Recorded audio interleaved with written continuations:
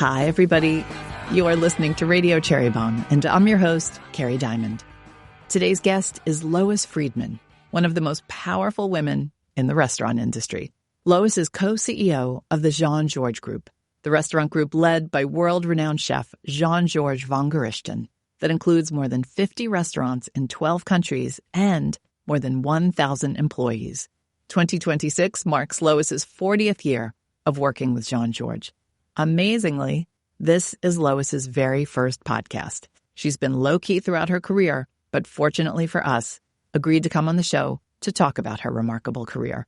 She and I discuss her time as a chef, her move to front of house and what that unlocked, her love of to-do lists, why Jean-Georges calls her Madame No, plus advice for opening restaurants and keeping them open.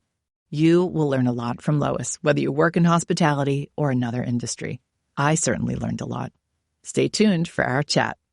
This interview was recorded at Newsstand Studios at Rockefeller Center in New York City. Today's show is presented by Resy and American Express. Resy is a digital platform that connects restaurants to restaurant lovers. The best-in-class software elevates dining experiences, provides original industry content, and helps fill some of the industry's most exciting tables, because restaurants have always been more than just a place to eat. The amazing world of restaurants is just a few taps away in the Resy app and at resy.com. Today's show is also presented by Veuve Clicquot, the iconic champagne house led to greatness by one of the most powerful women in the history of champagne, Madame Clicquot. Bold, brilliant, and ahead of her time, Madame Clicquot took over her late husband's champagne house at just 27 years old. In an era when women couldn't have bank accounts or run businesses, she defied expectations and led with vision and determination. Madame Clicquot established many firsts in the world of champagne. The first vintage champagne, the riddling table, and the blended rosé champagne. She took the world of champagne into the future and never looked back. Today, Veuve Clicquot honors her with La Grande Dame 2018, a vintage cuvée that embodies everything Madame Clicquot stood for: vision, drive, and audacity. This 25th vintage is made with 90% Pinot Noir, her favorite grape, and delivers a balance, finesse, and brightness that echoes the sun-kissed harvest from which it came. Staying true to the house's motto, only one quality, the finest. As we raise a glass to powerful women everywhere, let's remember the original Grande Dame who poured her boldness into every bottle and changed the world of champagne forever. Learn more about La Grande Dame at veuveclicquot.com. And don't forget, always drink responsibly. Now, let's check in with today's guest. Lois Freedman, welcome to Radio Cherry Bombe. Thank you for having me. I cannot believe this is your first podcast ever. It is. How is that even possible? I guess I am really just have been in the shadows for all these years. I like to be behind the scenes. I guess if I were in filmmaking, I would be, the cameraman and not the actress. I think you'd be the director. Or I probably would be the producer and the director. I've read enough about you to know you would be the producer and the director. I just want to say thank you. I know you have kept a low profile for many years, and I don't take this lightly that you're doing this podcast, and this is your first podcast. I've been trying to get you on the podcast. Version. Yes. Okay, we're going to jump in so people get a sense of how much responsibility you have. How many restaurants does the Jean-Georges Group include, and in how many countries? Right. And how many employees do you have? We have 55 restaurants in 12 countries. Don't ask me to name them. And we have a little over 1,000 employees. Wow. How do you keep track of everything? Not easy. Have to have everything on paper. Do you love a spreadsheet? No, I do not. I only ask because I have this weird love of spreadsheets. But I love a to-do list, though. You love a to-do list. Okay. I didn't realize you started in the industry working in the kitchen. You were a young woman, a New York native, born and raised in Queens, and you decided to go to culinary school. I did. I guess because I loved cooking, I was looking to do something that I would be able to have a passion for, that I would love to do, and really take something that was a hobby and turn it into a career. I went through a lot of different schools. I did filmmaking. I went to art school. I tried a lot of different things. And then I thought, I'm going to do cooking. And so I made that decision, and I enrolled in the French Culinary Institute And that's how it started. Were there a lot of women at culinary school back then? There were women. I was in the second year at French Culinary Institute, but I felt that the women were more leaning towards pastry, not so much We've heard that over the years. Line. Yeah, they always got shoved toward pastry, whether they wanted to be in pastry or not. What did you like about culinary school that made you stick with it? Well, I was just really learning and exploring and working with food and just the learning of how to do things properly, how to work with my knives. So I learned knife skills and just all of the, intricacies of food and cooking. I read that you grew up in a house where it wasn't all about cooking. It wasn't. And I know you lost your mom when you were a teenager. I was 18. Yeah, I'm yes. sorry about that. How did cooking become a thing that you I think I loved? went in the opposite direction of how I was raised. I was raised in the 60s. It was really about convenience foods at the time. My mom wasn't a great cook, and so there were a lot of cans and frozen foods. I just really broke away from the pack. At a young age, I just became really interested in foods that were fresh, and, we grew up with iceberg lettuce and tomatoes that were just, wrapped in plastic. I just went in the opposite direction, and I started, really exploring fresh vegetables. I was really on my own after my mom passed away, and I moved into Manhattan when I was 19, and I was living on my own. Food became a big passion for me. So you go to culinary school, you like it. Mm-hmm. You decide to apply for a job at a restaurant called Lafayette. That's right. And you do get a job working as a commis. I don't want to keep asking questions about women in food, but it was hard back then for women. There weren't as many women in kitchens. Some restaurants back then would not even hire women to work in kitchens. That. No, you're joking. No. For real? No, I never we've heard had that. women on the show like Mary Sue and Susan. Really? Talk about not being able to get jobs in kitchens. Dory Greenspan. Oh, I know Dory. Tried to get a job in restaurants and was told we don't hire women. Mm-hmm. Oh, that's so interesting. Mm-hmm. Yeah. I did not have that experience. I'm happy to hear that. Yeah. So you had no trouble getting this job. You get hired to be a commis. I was hired in the pastry department because that's where there was an opening at the time. But then I quickly moved into garde-manger. For folks who don't know the whole brigade system. Right. Well, especially in a French kitchen, it's very structured. You have garde-manger, which is the salad station, and then you have the meat station, and you have the fish station, which is, the poissonnier, and then you have commis, and the commis are the assistants to the chef de parties, let's say, who are in charge of a certain station. And then you have the chef, obviously, and the sous chef. So restaurant life in a kitchen is very different from culinary school. Did you take to it right away? I did, but it was very different from what I had imagined it might be. I romanticized what it would be like, and I thought it was really my love of cooking and, and that I would get to be creative. I would be able to really explore that, and it had nothing to do with that. It's all about speed and accuracy in the kitchen and just putting out the food and making sure that it's consistent each time you do it. Consistency is key. We're going to get back to that because I think that's one of the secrets of the restaurant empire you oversee. Yes. Lafayette happens to be run by a young chef named Jean-Georges Vongerichten. Was he a rising star? What was his profile at the time? He was. He was working at the time for chef Louis Outier from La Napoule in the south of France. And Louis Outier had contracts around the world. So he had a stable of chefs that he would send to work in various properties. And so he placed Jean-Georges at Lafayette. Before that, he was in Boston at a hotel called the Lafayette Hotel. It was owned by the Swiss Hotel people. Mr. Outier sent Jean-Georges as one of his chefs. So the food was all Outier's food. Jean-Georges came in 1985. He hired me in 1986. The food at the time was Mr. Outier's food that Jean-Georges was doing. There was a lot of Asian influence in the cooking. Jean-Georges spent years in Bangkok. When Mr. Outier's contract was up, Jean-Georges took over.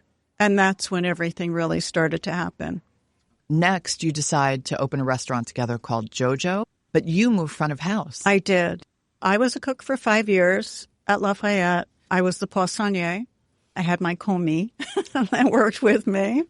And anyway, we decided to open JoJo's, and it was a tiny restaurant, tiny kitchen, and Jean-Georges really trusted me and relied on me and wanted me to run the front of the house, and he would take care of the kitchen.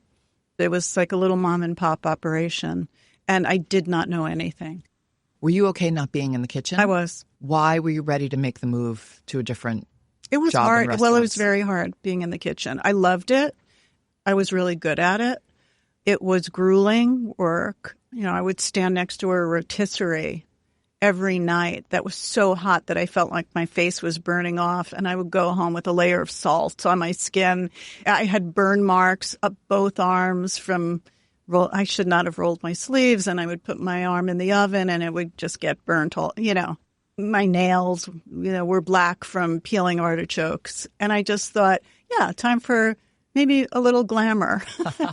And you were very glamorous. You still are very glamorous. Oh, you look thank you. amazing today. But I went back and I read a lot of Gail Green articles. And some of our listeners will know Gail was the famous restaurant critic of New York Magazine. Very scary. She's famous for her giant hats. Exactly. So she somehow thought no one would notice her in the restaurants in these giant hats. She would wear disguises. Oh, wow. Wigs. Yes. But I'm sure you always knew it was her. We did. Yeah. And she loved writing about you, and she would always talk about how glamorous you looked front of house. What made you a good front of house person? Well, first of all, I did everything at JoJo's. I did the accounting. I did the HR. Well, we didn't really even have HR at the time. It was like the Wild West back then. I just jumped in. I'm just that kind of person. So I was doing everything in the restaurant. I was clearing tables. I was running food. I was taking orders. I was seating people. I was organizing the book every day. At the end, I was counting the money. I was very, very involved. But I think what also helped me was my experience in the kitchen. I became very well-rounded so that I knew what was going on in both the back of the house and the front of the house. So I wasn't limited to just the front of the house. I understood how the back worked. I think that really helped me. Today's show is also presented by San Pellegrino.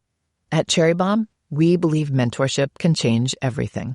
Over the years, we've been proud to partner with San Pellegrino on our mentor-mentee dinners, bringing together accomplished chefs and restaurateurs with rising culinary talent to celebrate the power of guidance, community, and opportunity. San Pellegrino's commitment to mentorship extends far beyond the table through the San Pellegrino Young Chef Academy. Home to one of the world's most prestigious competitions for young chefs, the Academy offers professional development and meaningful connections with some of the most respected chefs and culinary leaders in the industry. Through webinars, workshops, and local events, young chefs gain the tools, support, and inspiration needed to help shape their careers. You can learn more and follow the 2026-2027 competition at sanpellegrinoyoungchefacademy.com. There, you can meet members of the local juries, discover past winners, and explore San Pellegrino's new vodcast, sparkling conversations around the table, featuring culinary stars like Nikki Nakayama. Episodes are available on Spotify and YouTube. Every great chef has someone who believed in them, and every culinary career starts with an opportunity. And sometimes, all it takes is one mentor to spark what comes next. Who's changing the game in food right now? Find out in the new issue of Cherry Bombe's print magazine. Our Game Changers issue celebrates the women who are moving the industry forward. Chefs, founders, innovators, and creatives who are breaking the rules, building businesses, and proving there's more than one recipe for success. Women like Substack star Caroline Chambers, The Bear's Courtney Storer, and superstar Padma Lakshmi. Inside, you'll find inspiring stories, candid conversations, beautiful photography, and the big ideas shaping the future of food. And of course, we also have a sampler of great recipes from the hottest new cookbooks. Subscribe today and get Cherry Bombe delivered right to your door. Or support a local bookstore, specialty shop, or newsstand and pick up a copy near you. Today, you run one of the biggest and most respected restaurant groups in the entire world, literally. You did not go to business school. How have you learned everything you needed to know over the years? I learned on the job. I learned by making a lot of mistakes. Jean-Georges was very helpful at the beginning. He seemed to know a lot about the front of the house. We worked together very closely. He really was in the kitchen all the time. He started at 16 as an apprentice at Paul Haberlin in Alsace, where he's from. And then he moved to Bocuse, worked for Paul Bocuse, and then he moved with Louis Outier. So, no, he never did front of the house, but he was smart and he knew a lot. And so we both really learned on the job. To have such a successful organization, the group must have some rules or non-negotiables, written or unwritten. What are some of these for the Jean-Georges Group? Well, we never compromise on our standards. And our standards are very high, and we hold ourselves to those standards, too.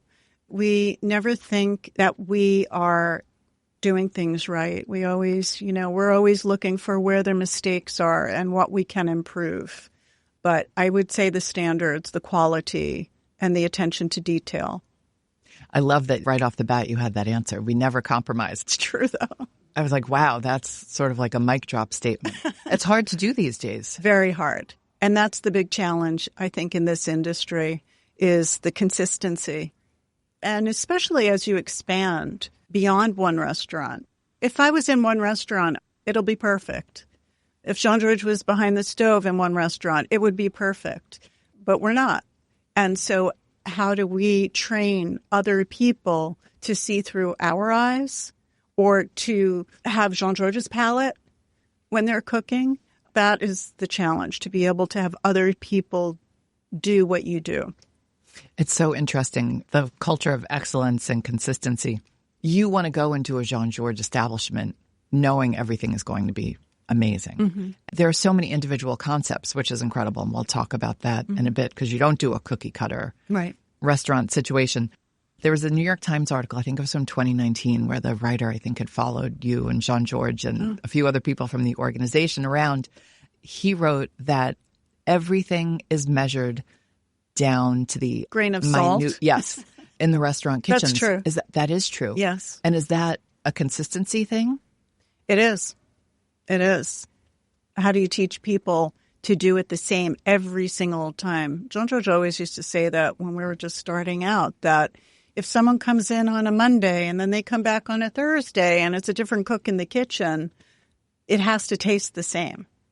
So it's all about that consistency. So there's not a lot of improvisation going on. No. You look horrified. Definitely not. No improvisation. No improv. How do you keep people inspired? Are they attracted to this culture of excellence and that's what inspires them? Or maybe the answer is just if you are looking at a place where you can improv and be creative, this is not the organization for you? No, I think that Jean-Georges is open, though, to ideas, and that if someone has an idea, they could bring it to him and he'll consider it.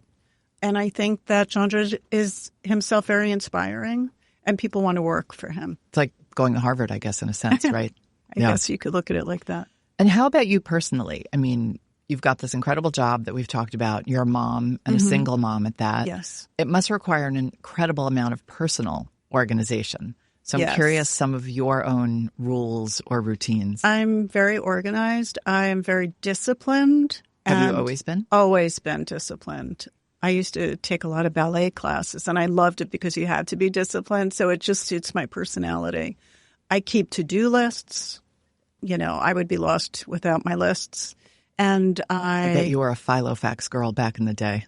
Filofax. Don't you remember those? Yes. Is that like... They were the diaries, but they were the beginning of those agendas that had all the I would write everything down. Mm-hmm. Yes. Yeah. But tell me, what are some of the things that you love? Like when you say you love to-do lists, are you putting them in your notes app? I put them in my notes app now. I used to do them, handwritten, and the best part about a to-do list is crossing things off. But they're always, they never stop, always going. I keep organized. I have an assistant. She keeps me organized. But I am just a very organized person. I like everything to be in its place. You should see my apartment. Tell us. Are you a minimalist? Maximalist? I am. I'm a minimalist. What are some other work things that help you? So you've got the Notes app. Is the team on Slack? Do you use Asana or some other task management systems? No. Anything? I don't. I'm old-fashioned like that. How do you handle email? Email is the devil. I do all of my emails myself, and I get hundreds every day.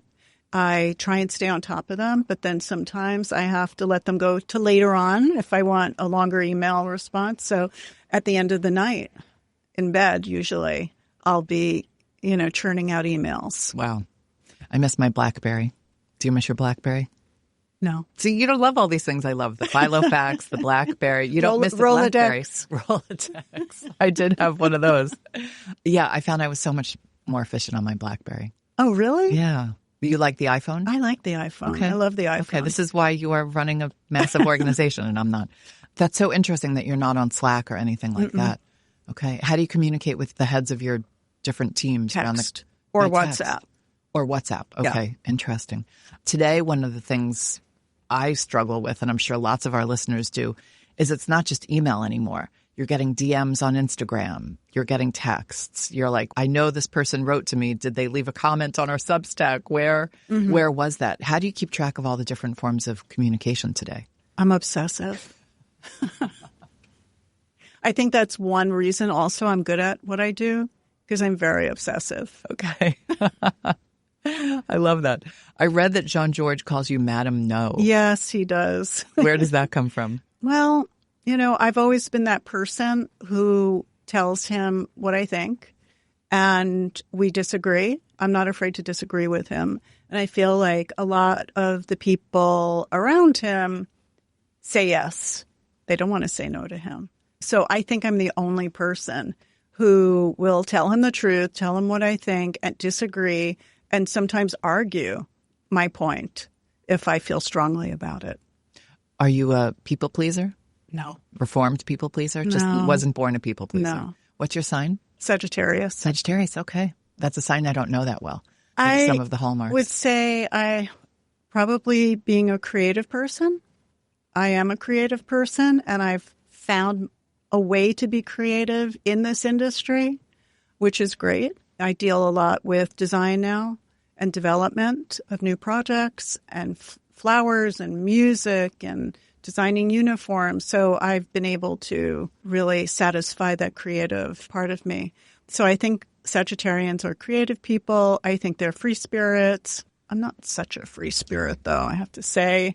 They love to travel, and they really believe in the truth.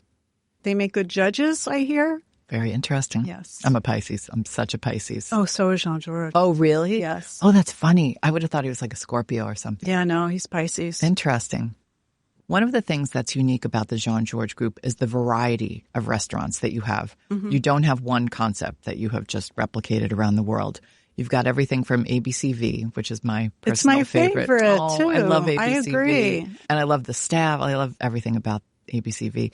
So you've got that, which specializes in vegetables, some vegan dishes, all of that.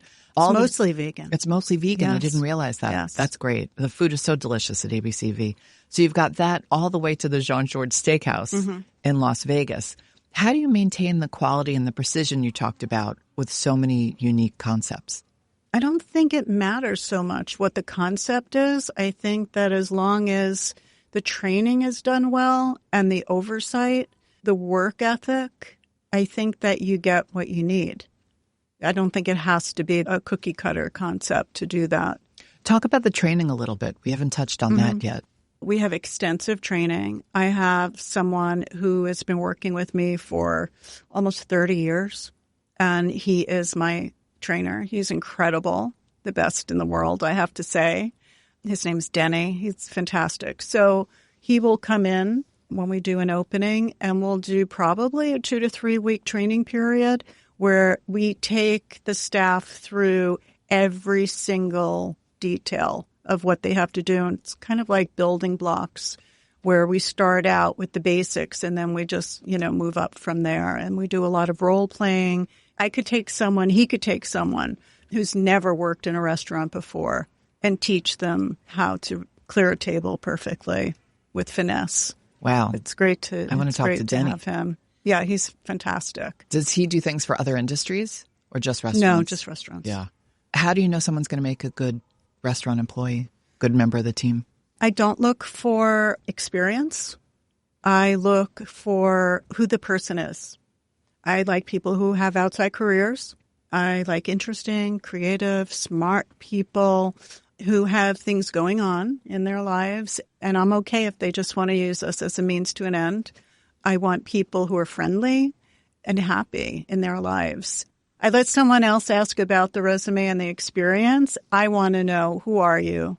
Who are you outside of work? What are your hobbies? What are your interests? Tell me, who are you?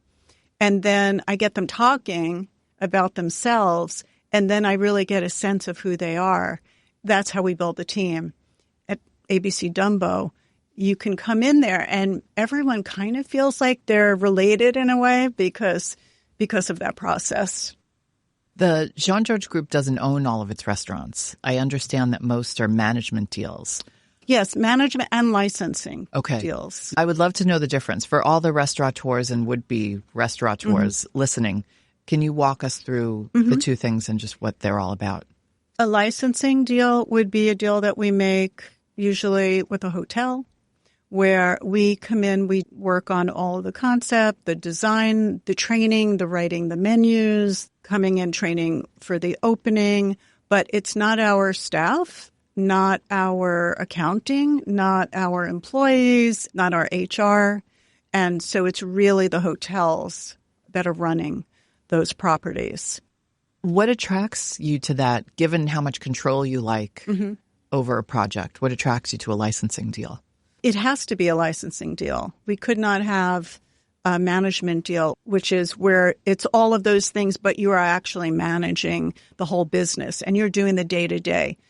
You can't really do day-to-day if you're not there day-to-day. Management deal would be, we're actually managing the restaurant day-to-day. They're our employees. We're doing all of the accounting, all of the HR, everything that has to, soup to nuts in the restaurant. We're managing that property. And sometimes we're managing it for someone else. We might not be the owner of that property because we also have owned restaurants. And so we are really managing everything. In a licensing deal, we're not managing everything. We're only doing the training, the writing of the menus, and overseeing it from a distance. What's the appeal of that? The fact that you're not having to own something? That takes a lot of pressure off. But then, at the same time, you don't get to make all the decisions. And so, it's a bit of a trade-off. We just opened in Dumbo. We own that restaurant. That's 100% us. I was able to do everything I wanted to do without having to go through anyone, without having to collaborate, without having, a lot of opinions. And so it's really 100% us. So like the Vegas one, for example, the steakhouse, that's in the Aria Hotel? Yes. I'm imagining that's a management or licensing That would deal. be a licensing, not our employees. If you're a chef or a restaurateur out there and that sounds interesting to you, maybe you don't have the capital to own your own place, or I don't know, you're just not ready. How do you pursue something like that? Or do you have to own a few places first and have a track record? I don't think you can go out and look for that. We are approached. And I think that if you think about hotels, and we're in a lot of hotels, a hotel wants a name in their food and beverage because that attracts people to stay in their hotel. And they get publicity from that name. And so I think that you do have to have a name behind you in order to be approached for something like that. So let me restructure the question then. So let's say you are a chef. I mean, there are a lot of, women in the Cherry Bombe community who have multiple restaurants now. And I'm always saying to folks, you should consider Vegas. I'm a big Vegas fan. Never been. Get out. No. Oh, my gosh. I don't think Vegas is my place. I can make it your place. 100%. Really? I'll go with you. 100%. We'll hit spas. We'll go hang out by the pool. There's a great bookstore in Vegas, one of the best ones. And then when there's a band playing that you love, that's also a lot of fun. So for folks who maybe have started to build a track record for themselves and have multiple locations, is it something you can't pursue? Like you said, is it more people coming to you? People come to us Okay. for that, yeah. What's the key to a successful management deal? How do you not get trapped in something you will immediately regret? Well, that's happened. You have to be able to collaborate. And I think collaboration on management deals when you don't own this space is probably the most important thing. And you have to be able to know that you're not going to get 100% of what you want. It's got to be so hard when you're. That's hard for me. When you have that control freak. It is hard Not to call you a control freak, but I am a control freak, and that's hard. But I've learned, and I think I've softened over the years also.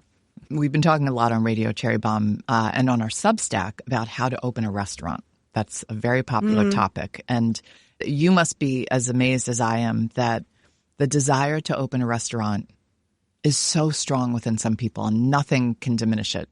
You can't get money, the pandemic, nothing. There's still so many people in the world who want to open their own restaurants. What's your advice for a would-be restaurateur or chef who thinks they would like their own place one day? I would say don't go into it if you're just romanticizing. That was me. What it will be, because it's not going to be that.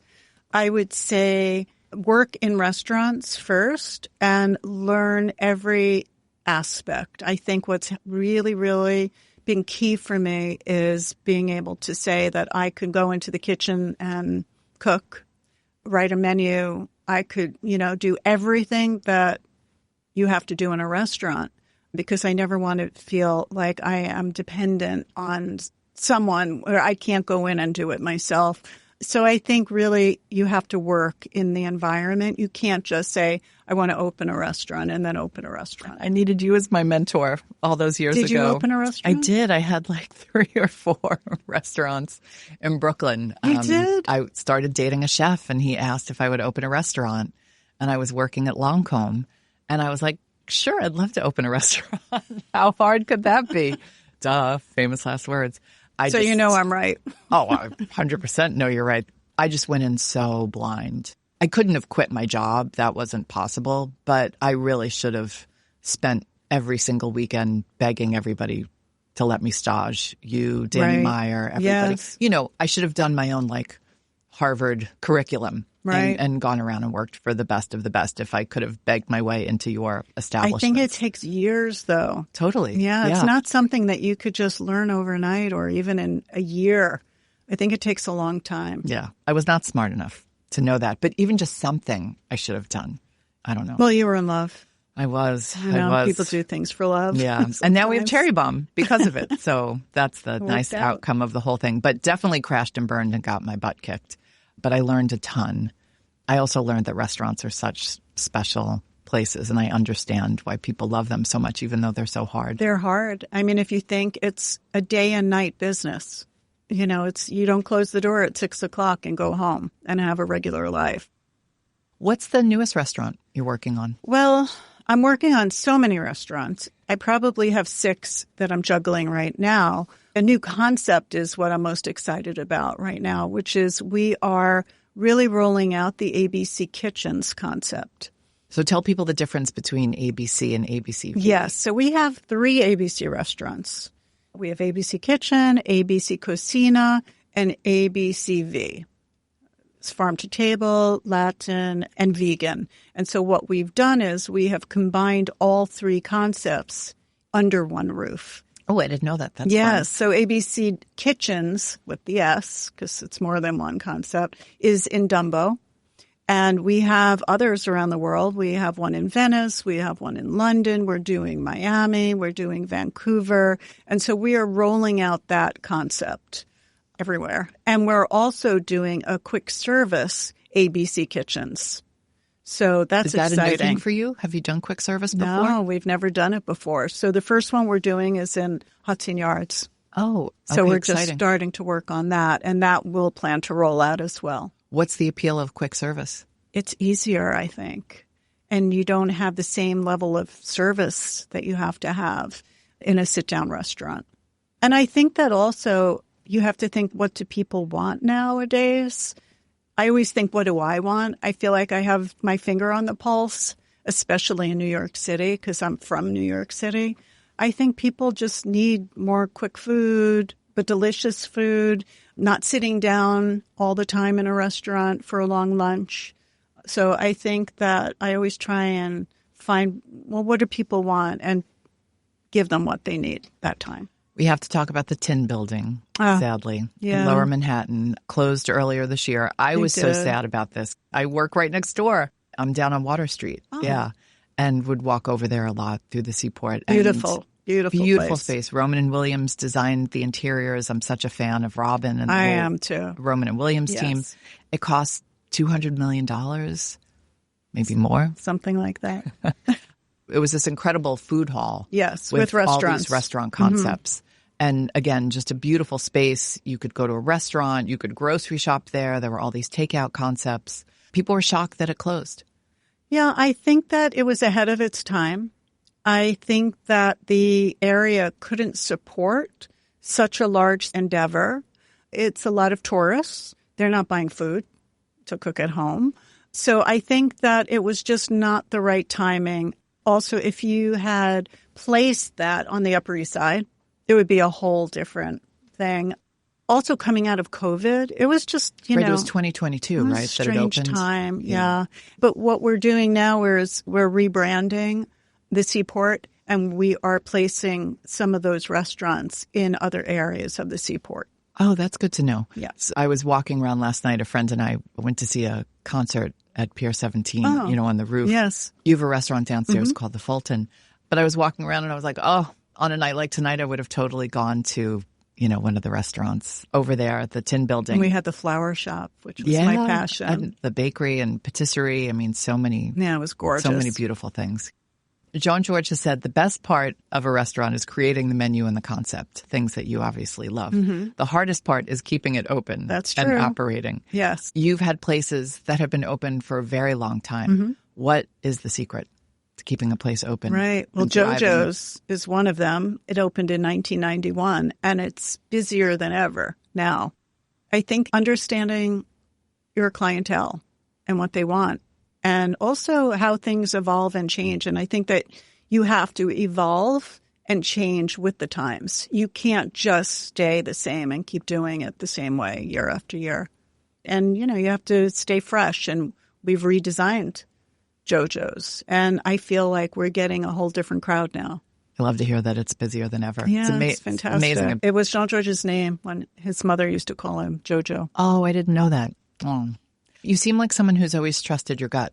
Yes, I do. Even when you were younger. I have always done that. Some people have to learn that. But if you're lucky, I think you're born that way. Do you still cook? Oh, yes. I love to cook. You have no shortage of places to go eat. And I would imagine you like doing competitive. I like my own food, though. You like your own food? I do. I love that.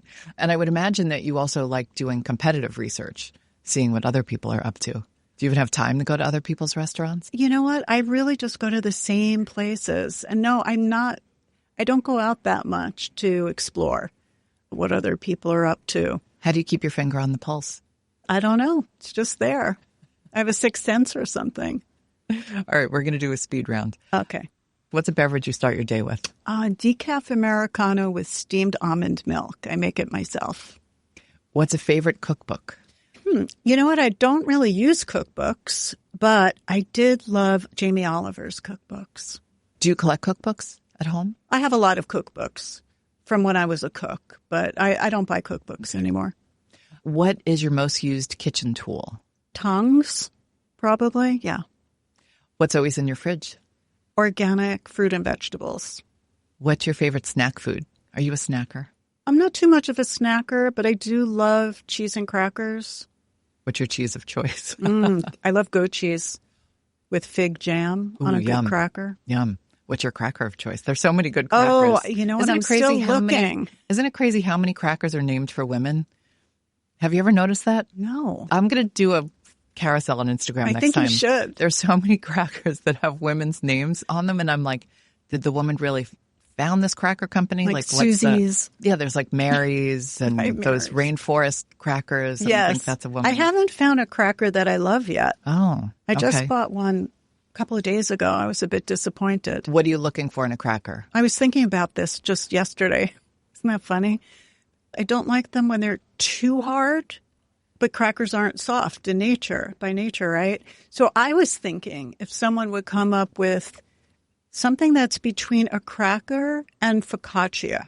Ooh. So that there's a little bit of a bite, like a softness to it, but it's not bread. Okay, bakers. You've all been get on challenged. it. Exactly. What are you streaming right now? Do you have time to watch I do. shows? I do. I'm up late. I usually go to bed about 2. It's not good. But I just finished watching Half Man. Oh, I don't know that one. Oh, so good. You haven't seen it? What's Have it you about? seen Baby Reindeer? Yes. So it's the same person who wrote that and starred in that did this Half Man. Is it as dark? Limited series, extremely dark. Excellent. I loved it. Good recommendation. Are you a reader? I used to be a reader. I just don't have time. I don't have a lot of time to read. Do you do audiobooks? Yes, I do. Yeah. Especially when I'm in my car. Dream travel destination?